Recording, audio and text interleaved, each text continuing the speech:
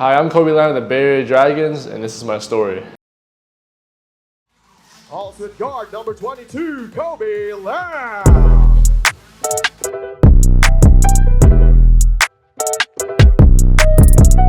I'm Kobey Lam.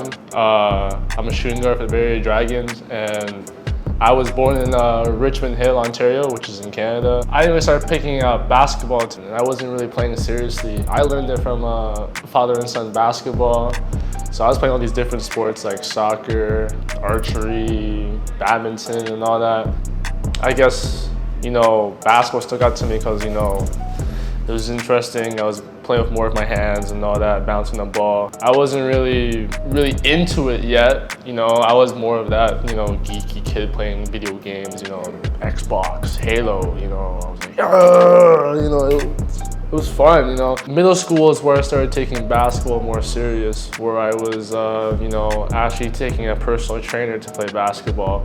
Basketball was more of like that escape from reality, you know what I mean? It's like almost my therapy. Bringing it back with that personal trainer, right? I've been with him for almost like my entire life, I'm gonna say. He's basically my second dad. I was at an all-boys school called St. Michael's College for 3 years. Then I was able to switch it over to going to a prep school for 2 years straight, 2 different prep schools. So the first one was Orangeville Prep.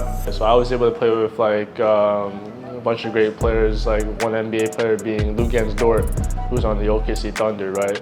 So I was there for 1 year, and that was, I picked up my first Division I offer.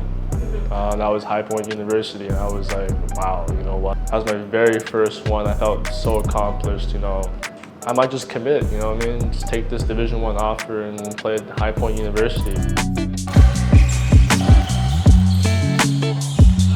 When I got to, so I played 3 years of, not really specifically NCAA.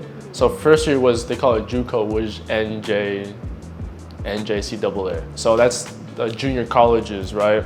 And that wasn't specifically Division I, but it was a Division I level, right? So I played there for 1 year.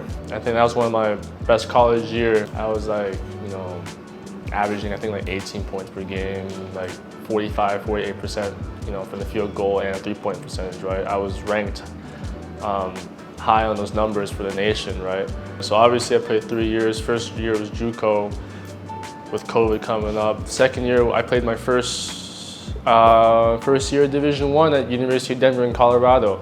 That was, it could have been a better experience. COVID-19 kind of really shut that down with everything. I didn't really play much because I had an injury, hip flexor injury. I came back from that, felt good. Boom, next injury, I have a concussion, bleeding out of my eyebrow and all that stuff. A first year NCAA player, I don't think I played that bad. I think averaging, 12 points is still pretty good, even for a first year Division I player, right? So yeah, my staff gets fired and I end up transferring to a Division II team called University of Charleston in West Virginia, right? And I didn't really play as much, it wasn't really the goal. And I was like, you know what, as the years went on for college, just in general, I was never really a school person. I didn't like school as much, And I just messaged my dad, I'm like, listen, I don't think I can do this, school thing no more. I don't like studying, right? I'd rather just be playing basketball, but I'm not really playing basketball at the moment, right? And he's like, okay. And then luckily for me, I signed an agent. Yeah, and he had a connection with the Bay Area Dragons, and then, as time went on, discussions happened, and then this contract came up, and I said, let's do it, you know what I mean? Like, go big or go home, right?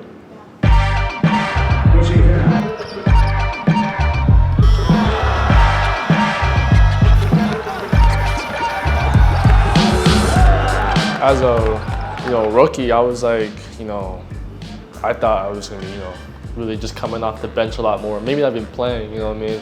Because obviously my first year, I'm playing behind, NBA players like Miles Powell and then Andrew Nicholson. So I'm thinking like, just observe, learn, get better, just show potential that you're willing to learn and all that stuff, right? And then what really caught me off guard was their first exhibition game of Blackwater, when he threw me in the starting lineup, and I was just like scratching my head like, are you sure about that? And then, you know, like obviously didn't question it and went out and played basketball, right? And that's what's like, you know, my shocking moment where it's like, you know what, I have the potential to be a starter on this team, you know what I mean? And like coach definitely sees my potential in being a good player, right? You know, coming off the bench, being a starter. Obviously, it's not really a big deal, you know, especially with like how many great players are on the team, right? So it shouldn't really be taken as an insult, but you know, like, listen, you're just playing behind, or not even, you're playing with these great players, a great experience, you know, like a gratitude of way where, you know, I'm grateful just to be a part of the team, right? And make history.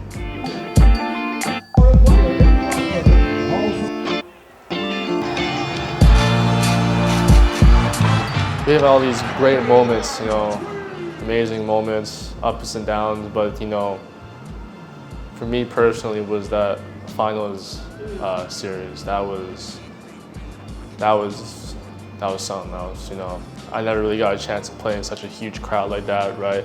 Especially because of COVID back home, you know. So just being able to see a packed stadium like that was like butterflies, you know, goosebumps, all that stuff, right? Obviously I was scared, without a doubt. So, you know, playing those series, San Miguel to Ginebra, that was just, you know, amazing to see, you know. And that last final game against Ginebra, where, was it 55,000 people? That was a crazy, crazy experience. I'll probably never forget that ever. In front of those fans, you know, even though they weren't cheering for us, right? But, you know, they still came to watch us play, right? That's a amazing accomplishment. Just seeing us, you know, individuals grow as a player and like even off the court as well, right? That was great to see.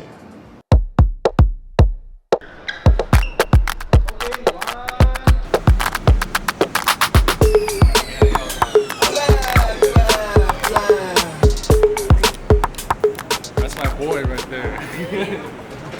I landed and I was there with my boy Ji Yang, you know, he was the first teammate I met out here, right? So I'm here, I'm like, whoa, it's not gonna be like this all around, right? The Shangri-La, I'm looking at the sign, Shangri-La, I'm like, what the heck is this? So I'm shocked with, yeah, I'm shocked with this right here. I'm just seeing everything being, you know, 1 or 2 floors down, like, you know, the basketball court on the 6th floor or whatever, right? Lunch on this floor, breakfast on the main floor. I'm like, our rooms were amazing. I was not used to it at all.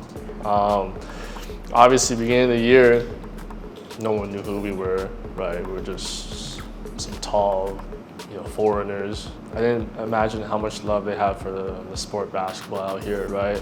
Especially after, like, not even after, like even during the Ginebra series or San Miguel series, I'll be walking around BGC, you know, just, I'm taking 7, 8 pictures on the way. Obviously, I'm like, I'll do that little pose right there. Still not used to that, you know what I mean? And it's just, it's a very heartwarming feeling, you know.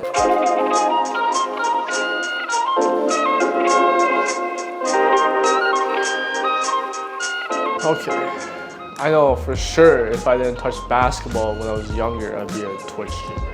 Like, I would not be surprised. I was a gamer boy. Yeah, I was playing PC, Xbox, PS4, you name it.